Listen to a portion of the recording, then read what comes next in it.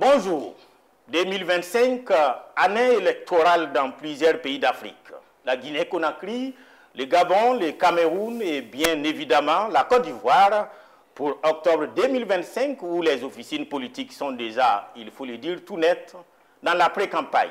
À Business 24, ce n'est ni octobre ni novembre, c'est maintenant avec Week-end Politique, le magazine politique de la rédaction qui ouvre grandement ses portes pour suivre et accompagner l'actualité politique d'ici et d'ailleurs.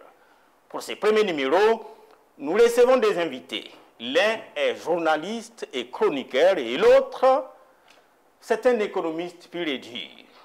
Il est vice-président de DESI Québec et également administrateur de sociétés ici en Côte d'Ivoire. Bonjour à Kwaku. Bonjour M. Badini. Alors, à ses côtés, nous avons Dr Hyacinthe Kwasi. Merci. Bonjour. Merci, M. Badini. Alors, bonne année 2025 à tous les deux.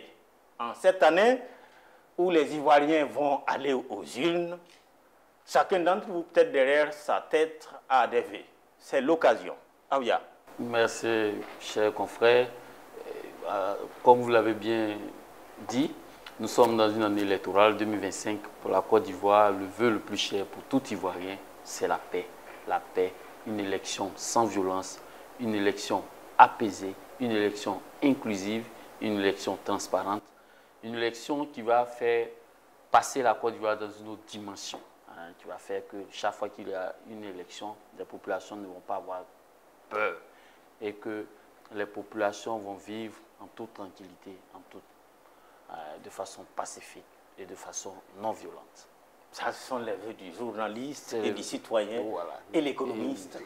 Vous pouvez également vous présenter, j'ai dit, vous êtes également écrivain, auteur de ces livres, l'importance de l'apprentissage dans un contexte de développement tardif. C'est bien cela? Oui. Je suis Hyacinthe Kwasi, économiste, et j'ai passé 20 ans comme économiste à la base. J'ai travaillé dans d'autres organisations internationales, dont la BCAO. Donc actuellement, je suis vice-président d'une structure qui est au Québec et qui conseille les États et qui effectue toutes des opérations stratégiques et fait des formations et tout ça. Et je suis aussi administrateur de société ici en Côte d'Ivoire. Bon, j'enseigne et je suis écrivain, mais temps perdu. Alors donc merci pour cette invitation. Je partage avec lui l'idée qu'il faut absolument que les élections qui vont déterminer l'avenir de la Côte d'Ivoire dans les prochains mois soient une élection apaisée et qu'on laisse la population exprimer son choix de manière démocratique et que le meilleur gagne et qu'il dirige notre pays avec toute la légitimité que va lui conférer cette élection. Alors, c'est Business 24 qui a la sens alors. Donc, avec vous deux, nous allons parcourir l'actualité politique de la semaine écoulée. D'abord au palais président, au palais de la culture d'Abidjan, excusez-moi, où les femmes et Laurent Gbagbo, semble-t-il, il y a une sorte de deal, voilà, je vous donne des crédits pour que vous puissiez vous autonomiser, mais en retour, vous allez devoir m'accompagner. C'est plus ou moins ça, s'il faut peut-être résumer. Nous allons revivre cette actualité-là. Si la régie est prête, ben, écoute, c'est maintenant et tout de suite avec notre confrère Philippe Zabo et Marius Seri. Une table de séance autour de laquelle 5 femmes, dont la présidente du comité scientifique des assises du PPACI et les 4 présidentes des commissions. Des commissions qui ont pour nom Femmes et gouvernance politique, Femmes et gouvernance sociale, Femmes et gouvernance économique. À côté de ces 3 commissions, une autre spéciale pour réfléchir sur les voies et moyens pour l'accession de Laurent Gbagbo au pouvoir en 2025. Ce sont les conclusions de cette dernière qui ont attiré l'attention des participantes. Ces motions, appels et puis résolutions, ça sort de toutes les analyses, les réflexions que les commissions thématiques ont menées. Et donc, ce qui est récurrent, c'est la candidature du président Laurent Gbagbo. Et la nécessité pour les femmes de soutenir massivement cette candidature-là.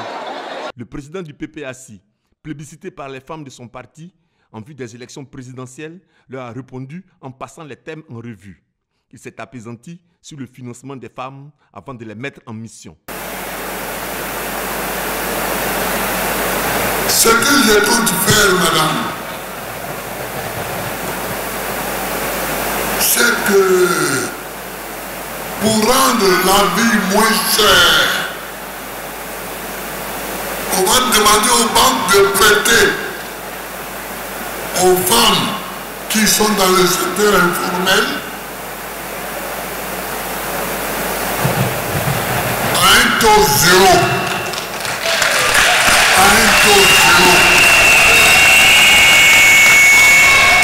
Mais une banque ne peut pas accepter ça. Parce qu'une banque, elle est faite pour gagner de l'argent en vendant de l'argent. Donc une banque ne peut pas accepter ce que je dis là. Par conséquent, l'État va payer les intérêts. Donc, je prends les engagements sur tous ces points. Pour 6 mois, je prends des engagements vis-à-vis de vous. Il faut que vous aussi, vous en preniez vis-à-vis de moi. Êtes-vous prêts à être mes messagers?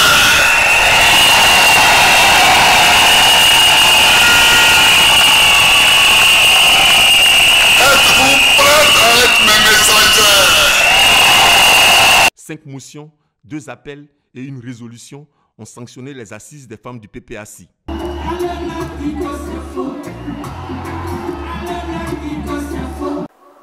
Alors, de retour sur ce plateau, Aouya, vous l'avez tous vu, hein. Je rappelle que c'est samedi 11 janvier au Palais des Sports de Treichville, au Palais de la Culture, autant pour moi de Treichville, à la rencontre des femmes du PPACI.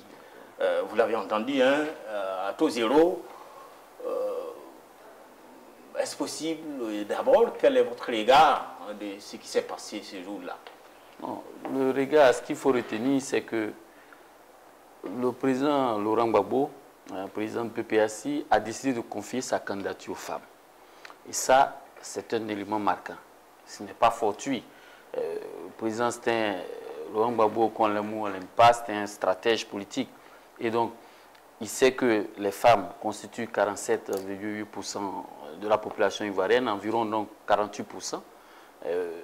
Les hommes, 52%. Donc, c'est pratiquement 50-50. Les femmes sont très importantes en termes de poids, hein, dans la population ivoirienne. Et les femmes ont été toujours avant-gardistes des combats politiques. Hein.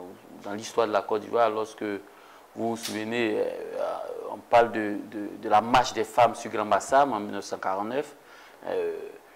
Ce sont des faits marquants. Lorsque, le 3 mars 2011, des femmes ont été tuées à Bobo, vous avez vu que ça a changé la balance, hein, dans l'opinion, hein, en faveur de l'opposition, en son temps du président Ouattara, et en défaveur du président Laurent Gbagbo. Donc, lorsque les femmes sont impliquées dans une marche politique, c'est très important. Et donc, le stratège veut confier son destin aux femmes, sachant bien que jusqu'à présent, il n'est pas sur la liste électorale.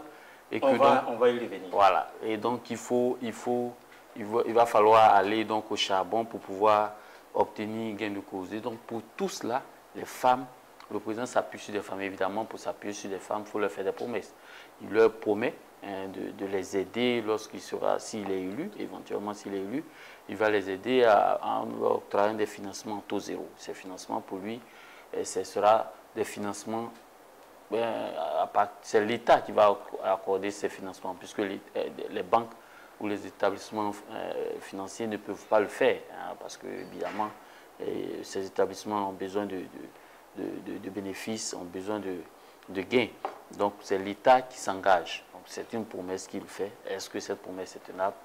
Mais voilà, au moins, disons, déjà, il faut comprendre déjà le contexte. D'où ces deals politiques, ces deals tout court avec les femmes, stratège politique, vous l'avez si bien dit.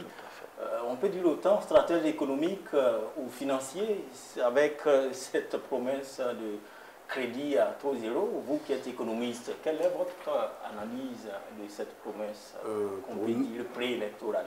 Pour nous, l'idée sous-jacente qui est de permettre aux femmes d'accéder au crédit, c'est une bonne idée puisque les femmes occupent un rôle central sur le plan économique, même au sein des familles. Donc c'est une bonne idée de le faire. Maintenant, la question, ça n'a pas été très clair, il a parlé de banque, mais comme a dit M. Aoua, ce sera certainement un fonds, des fonds sociaux. Les fonds sociaux, ça existait en Côte d'Ivoire, sous le gouvernement Bédié, je crois. Et les fonds sociaux existent. Bon, pour ne pas vous couper la parole, sa vision c'était que la banque octroie des crédits, mais l'État paye les intérêts. C'est ça trouvaille. Ça dit que si une dame doit payer 1% de 300 millions ou 300 000 francs CFA, alors le taux d'intérêt, ce n'est plus la dame qui va payer, mais c'est l'État qui paye. C'est un peu ça trouvaille. Nous n'avons jamais vu un tel arrangement institutionnel. Parce que la banque, pour faire le prêt, elle a besoin d'étudier le dossier. Est-ce que ces femmes-là pourront présenter des dossiers bancables? Et puis, nous n'avons jamais vu ce type de modèle-là. Ce que nous avons vu, c'est les fonds sociaux, où le gouvernement dispose de fonds qu'il prête aux femmes. Par le passé, on a eu ça. Même la Banque mondiale a des fonds sociaux. Les fonds sociaux sont confiés à des ONG. L'Union européenne a des fonds. Est-ce qu'on peut faire ces prêts-là sans des taux d'intérêt? Parce que le circuit bancaire dont il parle, nous pensons que ça va être difficilement réalisable. Donc il faut peut-être qu'il aille dans le sens des fonds sociaux. Maintenant, les fonds sociaux sans intérêt, c'est difficile aussi parce que la structure qui va gérer tout ça a besoin de... il y a des frais de gestion. Elle doit faire face à des frais de gestion. Il y a des frais d'encadrement. Ces femmes-là auront besoin certainement de formation. Donc, sans intérêt, ça va être compliqué, à moins que le gouvernement subventionne tout ça. Oui, c'est ce qu'il a dit. Comme ça va être fait par le passé. Mais subventionner les taux d'intérêt des banques, il faut créer une société de garantie. Il faut créer une garantie des fonds, des prêts qui sont faits aux PME, aux femmes par les banques. C'est ça plutôt dans ce sens qu'il faut aller. Maintenant, il faut faire attention, même si le président trouve une banque pour le faire, parce qu'il ne faut pas que la rentabilité politique de ces opérations prévale sur la rentabilité économique et financière. Parce que par le passé, avec les fonds sociaux, on a assisté à beaucoup de laxisme dans l'octroi des prêts. Il y a eu des personnes qui ont eu ces prêts-là, qui ont disparu de la circulation. Et puis, il y a eu des impayés. Donc, c'est compliqué. Moi, je conseille au président, s'ils veulent faire ça, de créer une institution spécialisée de microcrédit avec un fonds de garantie. Voilà, un fonds de garantie. Et puis, un cadre institutionnel pour former les femmes, les encadrer, pour qu'elles puissent présenter des dossiers finançables au fond. Voilà, moi ce que je pourrais dire. De toute façon, les partis politiques sont sur le starting block. Dans quelques mois, certainement, ces partis-là vont présenter leur programme et peut-être on verra clair, parce que là il a dit ça pendant un discours, Donc à ce moment-là, on verra clair quel est le dispositif qu'il va mettre en place pour que ça marche. Alors, on peut dire peut-être que ça vaut quand même son pesant d'or, puisque pour cette promesse, maintenant la faisabilité, les économistes comme vous, les financiers et autres, pourront peut-être voir dans les creux qu'est-ce qu'il faut faire justement. Alors, Laurent Gbagbo, les 10 ans, ne fait aucun mystère si sa volonté d'être candidat, hein, et même ses militants également. Alors, récemment, il y a même un de ses lieutenants qui dit que la candidature de Laurent Gbagbo pour les élections de 2025 n'est même pas négociable. Alors, est-ce qu'il faut dire à Ouya que par la force ou par la force, Gbagbo sera candidat, n'en déplaise à qui? Vous voyez, ce sont tous ces ingrédients-là qui font que les populations ont des craintes. D'un côté, certains classiques donc du pouvoir qui disent qu'il faut se référer, que l'opposition se réfère donc aux institutions pour leur doléance. De l'autre, concernant par exemple le PPACI qui dit que la candidature de Gbagbo n'est pas négociable. Au niveau du PDCIO également, il y a d'autres sons discordants. L'un dans l'autre, je pense que, comme l'a dit le président lors de la présentation des vœux, les Ivoiriens savent relever les défis et se retrouver donc pour pouvoir surmonter les obstacles.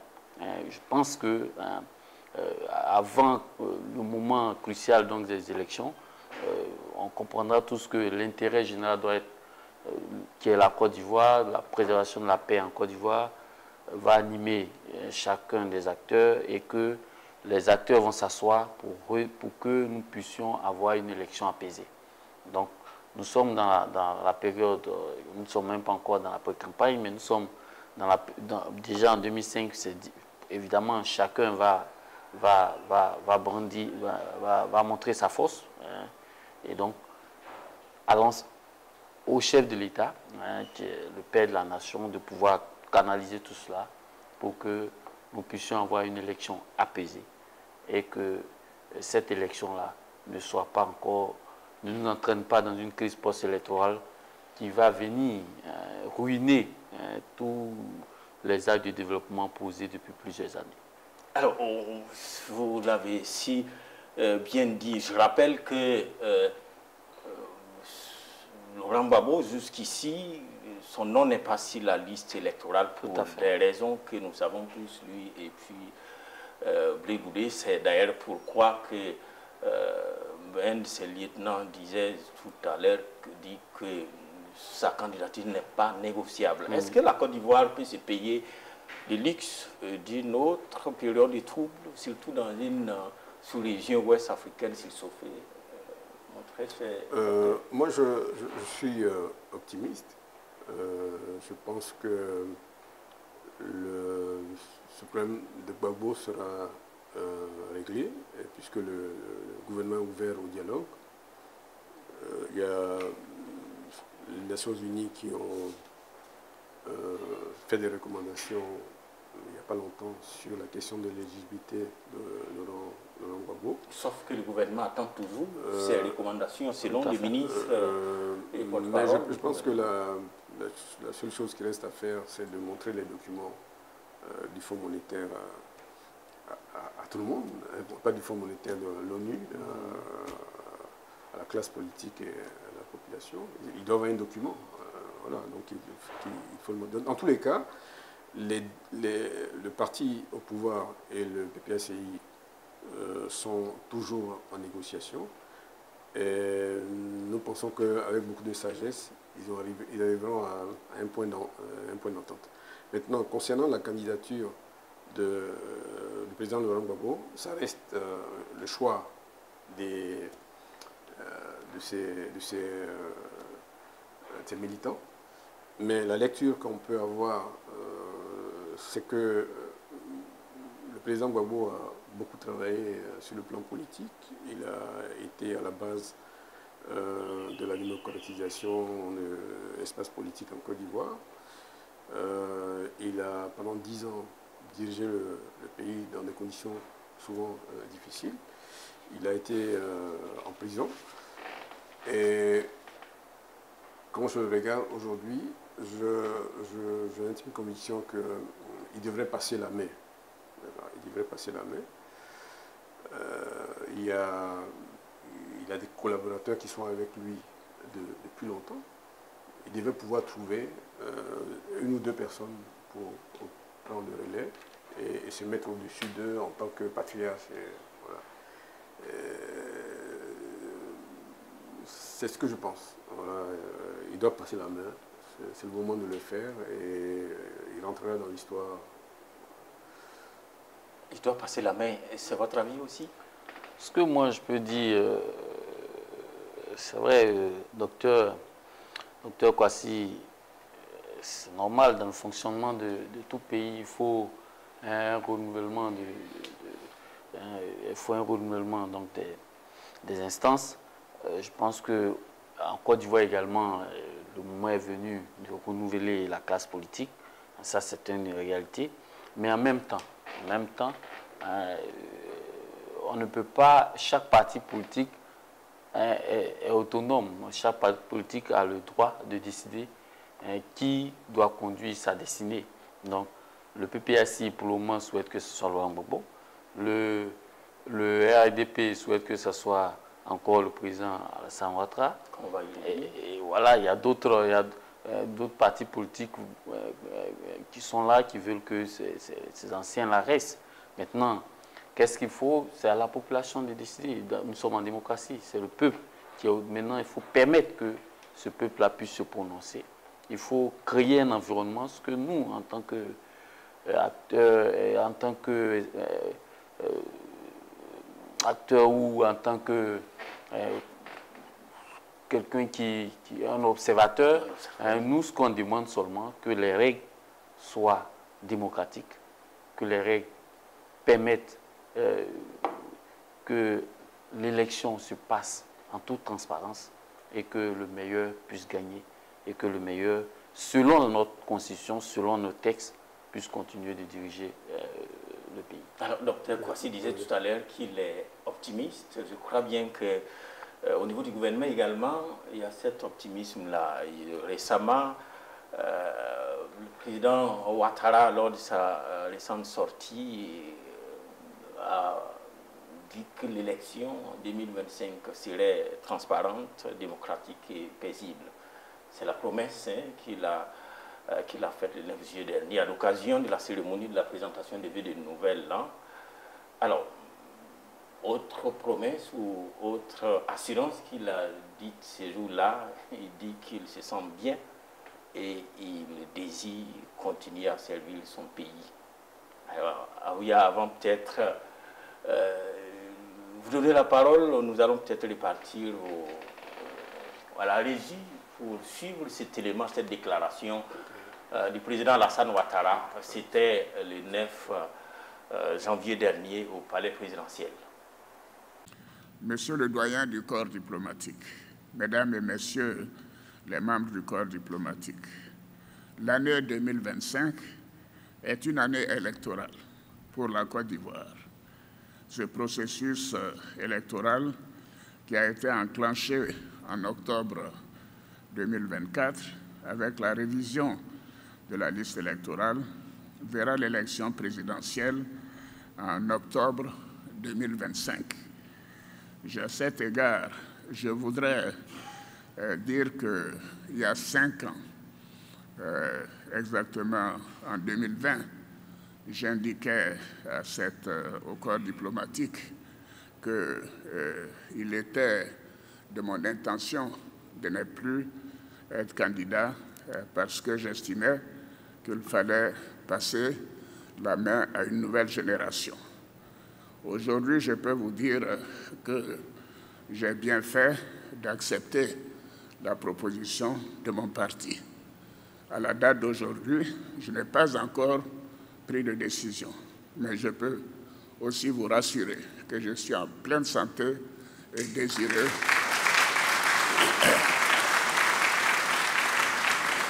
je suis en pleine santé et désireux de continuer de servir mon pays. Ben,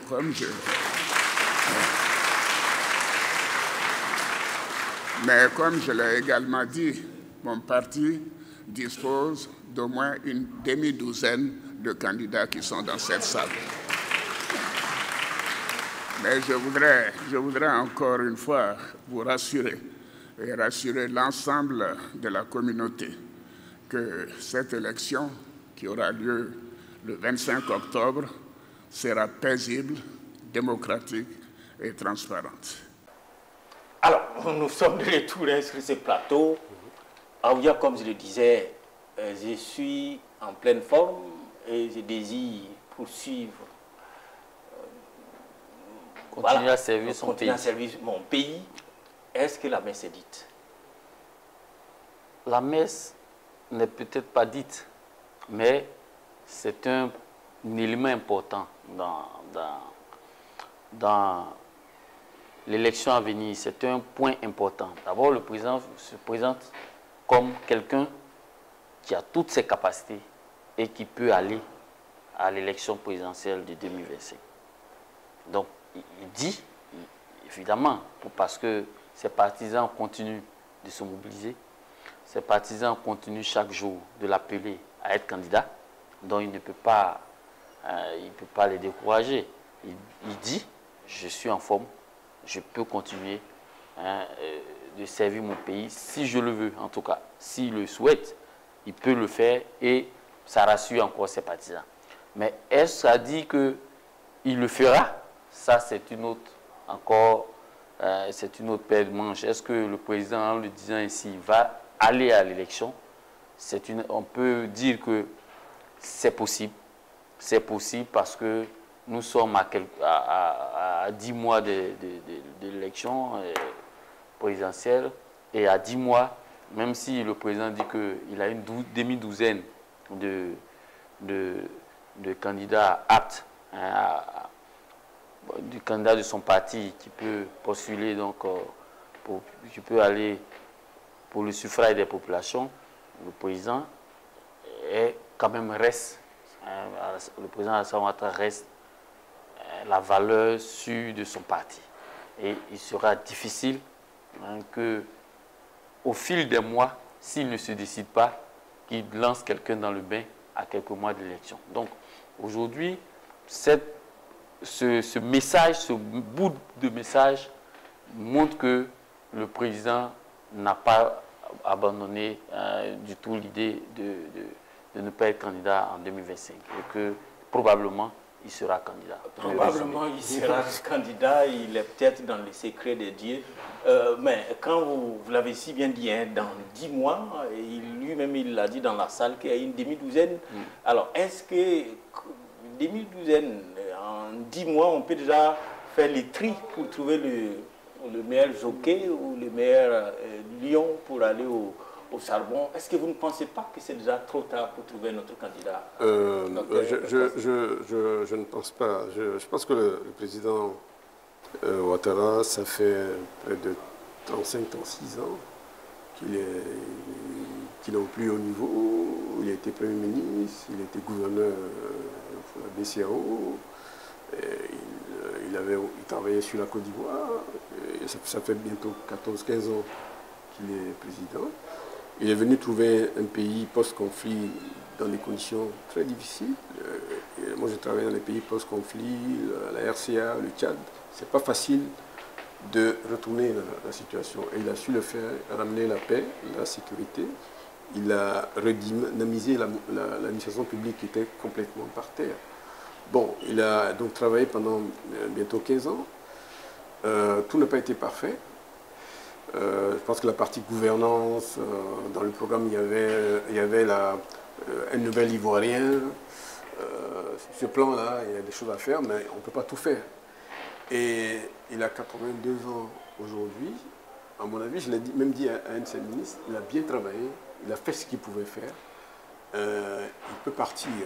C'est vrai qu'il y a 5 ans, il a voulu choisir Amadou Gon, malheureusement, c'est bien parti. Moi, je suis persuadé qu'il ne va pas se présenter parce qu'autour de lui, il y a des gens qui peuvent prendre la relève. Il y a le vice-président qui est là. Moi, j'ai fait la BCAO, c'est un monsieur que je connais. Il peut bien prendre la relève. Il y a Hachi Patrick qui l'a ramené. Il y a des gens courageux comme Cissé Bakongo. Il y a du monde, des gens qui ont appris la politique et qui sont compétents. Donc, je suis persuadé que il va, avant l'élection, désigner quelqu'un. Et s'il désigne cette personne-là, le RHDP a une machine derrière qui peut, à mon avis, faire élire quelqu'un qui vient, qui est déjà dans le bain et auquel le président aura désigné. Je pense que le président ne se présentera pas. Il va désigner quelqu'un. Alors, au cas où il se présentait, est-ce qu'il n'a pas d'atout, peut-être, qui la réalisation, le retour de la paix, est-ce qu'il n'a pas d'ingrédients qui peuvent justifier sa candidature? Il est le président sortant. Déjà, donc, il a un bilan à défendre. Et comme l'a dit Dr Kwasi, après la crise post-électorale de 2011, ce n'était pas évident que le pays retrouve le niveau auquel il est aujourd'hui, avec tout ce qu'on a connu comme lot de mort, lot de destruction. Donc, le président a un bilan. Le président a un bilan et il a de grandes réalisations sur lesquelles il peut s'appuyer donc pour battre campagne. Mais également, est-ce que, comme l'a dit Dr Kwasi, est-ce que c'est là que le président va rempiler? Est-ce qu'il ne va pas passer la main? Pour moi, c'est vrai que Dr Kwasi a développé des arguments, mais pour moi, il est fort probable que le président rempile. Pourquoi? Parce que s'il ne lui a pas rempilé, il faut très, très vite choisir quelqu'un. Sinon, on risque de se retrouver comme dans le cas du Sénégal, où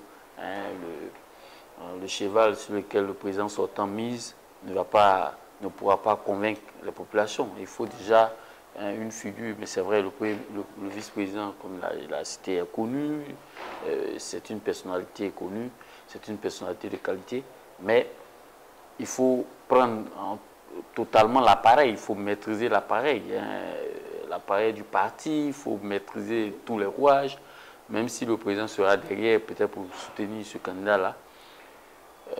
Il faut soi-même d'abord maîtriser tous les rouages, il faut inspirer confiance, il ne faudrait pas que surtout qu'il y ait des dissensions parce que les dissensions, dès que le président va pouvoir dire qu'il se retire, il peut y avoir des dissensions et les dissensions peuvent jouer toujours en défaveur du candidat du parti au pouvoir. Donc, l'un dans l'autre, pour moi, au fil des mois, je pense que tout montre qu'il va être candidat. Voilà. Et surtout que la Côte d'Ivoire aujourd'hui est devenue, vous qui êtes économiste, 9e économie du continent, 3e de l'Afrique francophone et 2e en Afrique de l'Ouest, derrière les géants Nigeria. Alors, on peut dire que les chiffres sont là. Non, c'est vrai que le bilan lui est favorable. Mais pour moi, ce n'est pas une question de bilan. Il a fait ce bilan avec une équipe. Cette équipe-là est là. Il a un vice-président. Il a ramené Hachi Patrick, qui a été ce concert, qui a été pendant 20 ans, 25 ans dans le gouvernement. Il y a des gens qui ont l'expérience. Le Cissé Bakongo, qui est un homme courageux, parce qu'il faut du courage pour faire ce qu'il a fait. Il y a d'autres personnes que je ne vais peut-être pas citer. Et donc, il y a une relève. Une relève, peut-être que M. Aoui a parlé du Sénégal. Il ne faut pas oublier que celui qui est aujourd'hui président, ils ont passé 10 ans dans l'opposition. Et pendant ces 10 années, ils ont construit leur programme. Donc, tous les deux avaient connaissance du programme. Donc, ce qu'ils cherchaient, c'était une opportunité pour le mettre en œuvre. Voilà. Et je pense pareil, tous ceux qui sont derrière le président, il y a un programme économique, il y a un projet de société. Tous ces gens sont au courant. Et donc, pour moi, il dispose, comme il a dit, une demi-douzaine de personnes. Il peut les activer à tout moment. Et comme le RHDP a un programme économique, un projet de société, c'est pas compliqué de relancer rapidement la machine. Je suis persuadé que le RHDP est une machine. Et une fois que le patron a dit celui-là, tout le monde suit. Et c'est ce qui allait se passer avec Amadougo. Hein. Il suffisait qu'il le désigne, tout le monde le suit. Moi, je pense qu'il a beaucoup travaillé. Il a des petits-enfants. Qu'il aille jouer avec ses enfants, prendre des vacances, écrire. Il y a des choses qu'on peut faire après. Oui, la vie après la vie. On a vu le président libérien danser, jouer au ludo, j'allais jouer au foot sans garde de corps. D'accord. Ce que je voulais ajouter, c'est que la réalité politique d'aujourd'hui n'est pas celle de dans 2 mois. Donc il faut également, peut-être en fonction de l'évolution de la situation, le président peut prendre une décision d'aller aux élections ou de ne pas y aller. Alors, on a vu à Egon, le président a choisi de passer la main et après il est revenu. Donc, c'est vrai qu'aujourd'hui, moi, je pense que les signes qui se font voir à travers tous les meetings des différents leaders des partis politiques, des sessions du RDP, tous les leaders du parti au pouvoir, avec les appels au pied qui ne font que lancer au président. Pour moi, actuellement, à l'instant T, tout porte à croire qu'il peut être candidat. Mais cette réalité-là peut changer d'un moment à l'autre aussi. Alors, Aouya voit dans les signes et peut-être même dans les colis, je ne sais pas, mais bon, en attendant que le président Alassane Ouattara se décide enfin, soit de dire publiquement que j'y vais ou bien peut-être je vais laisser la place à quelqu'un d'autre.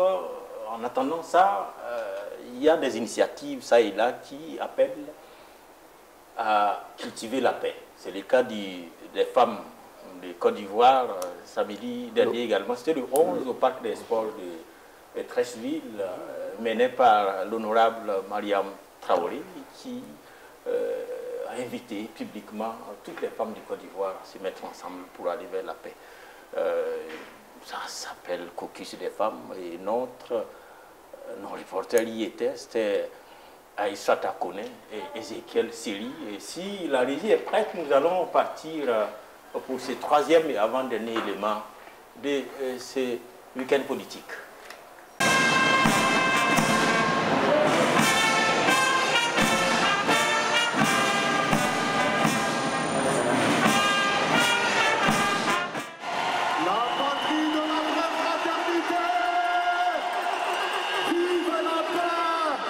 Une Côte d'Ivoire unie, prospère en paix, émergente dans la paix. Samedi 11 janvier 2025 au Palais des Sports de Treichville.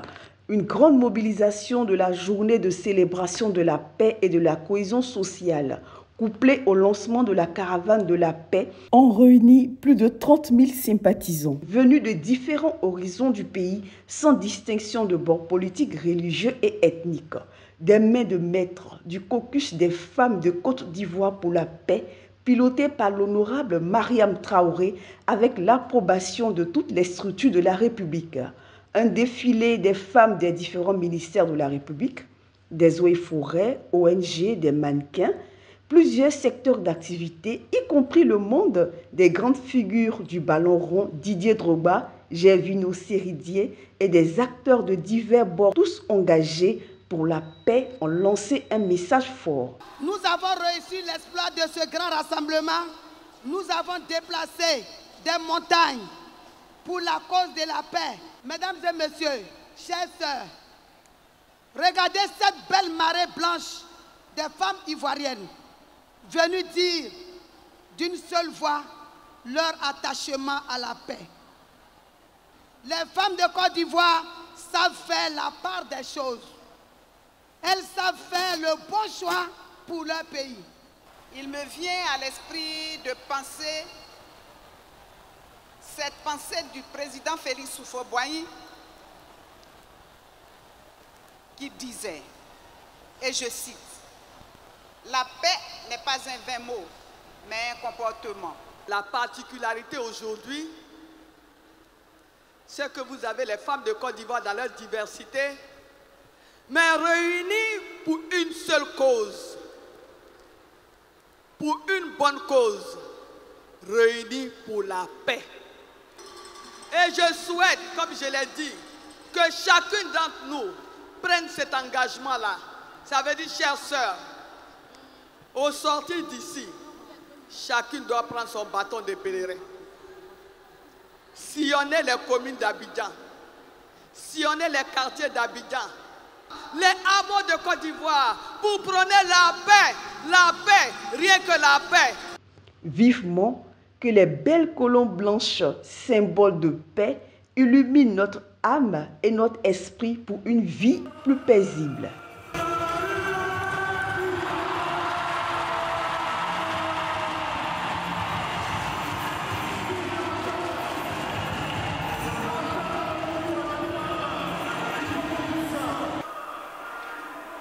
Alors, nous sommes de retour. J'ai reconnu dans la foule le président de l'Assemblée nationale.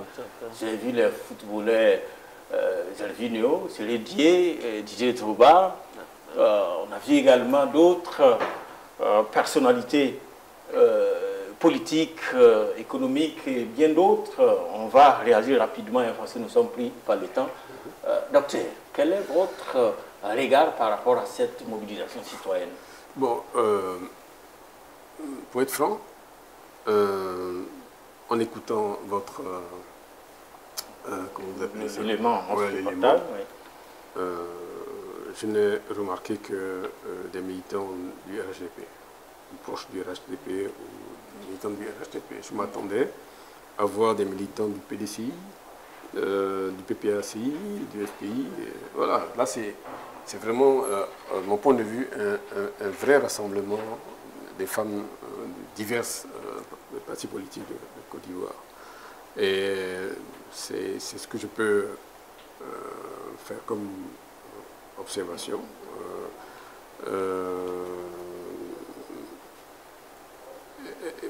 Et ça démontre peut-être un peu les inquiétudes que de part et d'autre nous avons, l'incapacité à rassembler tout le monde, quel que soit son... On sent que les clivages ont été tellement profonds que les uns les autres n'arrivent pas à se rassembler. C'est dommage. Des femmes du PDCI, du PPACI, du FPI, dans cet ensemble-là, auraient donné une symbolique puissante par rapport à notre souhait tous les deux que les choses se passent bien d'ici 10 mois. Alors, au PDCI, peut-être d'accord, mais au PPACI, le même jour, à la même heure, à un jet de pierre de ce côté-là, il y avait également le rassemblement des femmes du PPACI. Mais il y a des représentants, il peut y avoir 2 ou 3 représentants, même si les autres sont occupés. Des représentants du PPACI auraient pu être là, à la première loge là. Ah oui, est-ce que peut-être il ne faudrait pas l'initiative déjà, il ne faut pas... Oui, c'est une belle initiative. L'initiative de toujours promouvoir la paix est une belle initiative. Il faut prendre également en compte l'observation faite par Dr Kwasi. Ce que je voulais ajouter également, c'est que ce n'est pas la première fois. Quand vous allez voir les élections passées, il y a eu des initiatives de paix, de promotion de paix, etc. Chaque année, il y a eu même des artistes qui ont sillonné la Côte d'Ivoire ici, mais ça ne nous a pas épargné les crises post-électorales et tout. Donc, c'est des initiatives qui sont à saluer. Tant qu'on parle de promotion de paix, c'est très important. Encore des femmes, on dit que Dieu, femme veut, Dieu veut. Donc, c'est des initiatives à saluer, mais il faut aller au-delà de ces simples rassemblements pour appeler à la paix. Il faut poser des actes forts, solides, pour qu'une fois, nous allions à cette élection, pas en chantant ou en dansant, mais au moins qu'on ait le cœur net, que le meilleur va gagner, que il n'y aura pas de crise post-électorale. Alors, allez-y. Je peux réagir. Allez-y, rapidement. Le PPACI, le secrétaire général du PPACI a fait un discours il y a quelques temps, il y a peut-être une semaine, où il posait des préalables, pas des préalables, mais des conditions très fortes pour aller à une élection paisible.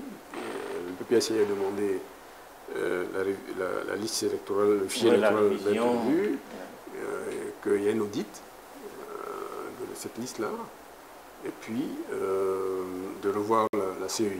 Voilà. Le PDCI aussi a fait les mêmes revendications. Et je crois que le président du PDCI a même dit qu'il souhaiterait que les inscriptions sur la liste soient ouvertes, voilà, puisque la loi dit que chaque année, on doit ouvrir le fichier. Donc, voilà des revendications de fond sur lesquelles le parti au pouvoir ne s'est pas encore prononcé clairement. Et donc, ces questions de fond-là, peut-être, ce sont des freins à une manifestation de ce genre-là qui regrouperait tous les partis politiques, la société civile, quoi. Voilà. Mais comme a dit M. Aouya, c'est une initiative de paix. Mais on est d'accord que les problèmes de fond restent, et je pense que c'est ça qui freine un peu. Donc on espère que d'ici quelques mois, tous ces problèmes vont se résoudre. Alors, les problèmes de fond restent, nous n'avons pas la possibilité de trouver la solution ici et maintenant. Nous autres journalistes et consultants, nous allons d'ailleurs même refermer la partie ivoirienne et aller tout droit au Mali pour ce dernier voyage de ce week-end politique. Premier numéro, je le disais, de Business 24 à l'international. Donc, au Mali, l'or n'est pas ou n'est plus zone entre Assimi Goïta et Barrick Gold, qui envoie des balles de ping-pong, et le dernier dénouement a été radical. L'État malien a allé carrément récupérer 3 tonnes d'or, on parle de 125 milliards de francs CFA. Il a bloqué les exportations, et il a même emprisonné certains cadres de l'entreprise. Et tout ça, ça crée des remous, parce que l'entreprise a aussi suspendu ses activités. Sauf que l'économie locale va certainement prendre un coup, parce qu'il y a près de 8000 emplois qui sont inquiétés pour l'instant. Alors vous, en tant qu'économiste, comment vous voyez cette situation? Comment vous l'analysez? Comment vous l'interpréterez? Parce que c'est carrément une crise entre un État souverain, il faut le dire ainsi, et une multinationale qui existe depuis près de plusieurs décennies. Je pense que pour bien comprendre, il faut aller un peu en arrière pour fixer le contexte, puis revenir sur la question de Barrick. Je ne sais pas si on aura le temps. Malheureusement, on n'aura pas. Le Mali a été historiquement un pays riche en or. Si vous avez lu, vous savez qu'il y a un roi qui s'appelle Mansa Moussa, qui est parti en Orient avec un stock d'or important. Et même, c'était tellement important que ça a eu un impact sur le cours de l'or à cette époque-là. Et puis, il faut savoir aussi que le Sahel, c'est une zone qui a une importance géoéconomique et géostratégique majeure, surtout aujourd'hui. Et Foubani en a parlé dans les années 50. C'est une zone qui recouvre beaucoup de richesses, sous-sol, mines, pétrole, gaz et même l'hydrogène. Puisque ce qui est aujourd'hui le Sahara, il y a seulement 8000 ans. Hein. Sinon, avant, c'était une zone, il y avait la mer. Cette mer-là s'appelle Tétis. Et puis il y avait une végétation, il y avait la vie là. Et puis à partir de moins 6000, il y a eu le tarissement de cette mer là. Et donc les experts disent que cette transformation géophysique et géo, comment ils appellent ça, géo... Nous autres, ouais, géo, quel est le terme, géophysique et géo, j'ai oublié le terme, ça a été favorable donc à la constitution de tous ces minéraux, ces ressources. Aujourd'hui, nous montre que peut-être que ils ont choisi la méthode du chaos avec le terrorisme. Alors, avant peut-être d'en arriver là, je veux qu'on reste dans le cas Barrick Gold canadienne qui vient s'implanter au Mali avec des accords qui détient 80% de cette mine d'or et qui paye l'État malien à 20%, sauf qu'aujourd'hui, dans les négociations, puisque la crise date d'octobre ou novembre, où l'État malien refuse de se contenter de ce qu'on lui donne comme ce qui est fixé. Et donc les négociations ont mal tourné et patatras, ce qui devait arriver arriva. Aujourd'hui, on a un blocage. D'abord, du point de vue économique, que risque le Mali ou que risque Barrick Gold dans ce conflit-là? Mais pourquoi, la question c'est pourquoi le gouvernement, pourquoi il y a eu cette crise? Il y a eu cette crise parce que... Parce que Gold ne veut pas renégocier. Non, j'en arrivais là. Les militaires ont pris conscience de la richesse de cette zone-là et ils veulent la contrôler parce qu'ils ont besoin de ressources. Aujourd'hui, l'or, les ressources minières, ça fait près de 50% du PIB, 25% du budget, 75% des exportations, ça fait près de 12 000 emplois, il y a 500 000 orpailleurs, donc c'est très important. Et quand ils sont arrivés au pouvoir, il y a eu des sanctions et ils avaient besoin de mobiliser des ressources internes. Donc ils ont compris très rapidement qu'il fallait contrôler les ressources minières. Et c'est pour ça qu'en août 2023, ils ont commis le cabinet Mazars. Mazars a fait un audit de la gestion. Et c'est sur cette base-là qu'ils ont fait le code d'août 2023. Et le code d'août 2023, qu'est-ce que ça a changé? Ça a équilibré un peu le rapport de force. Je pense qu'il faut qu'on prenne conscience que nous avons nos ressources naturelles et nous devons développer des capacités pour exploiter ces ressources-là, les transformer. Il faut qu'on arrête de penser que ce sont les multinationales. Monsieur Baldini, vous êtes allé sur des sites orifères. Qu'est-ce qu'il y a sur ces sites? C'est des machines. Des machines, on les achète. Ça se vend en Chine aujourd'hui pour acheter des machines à des prix qui sont raisonnables.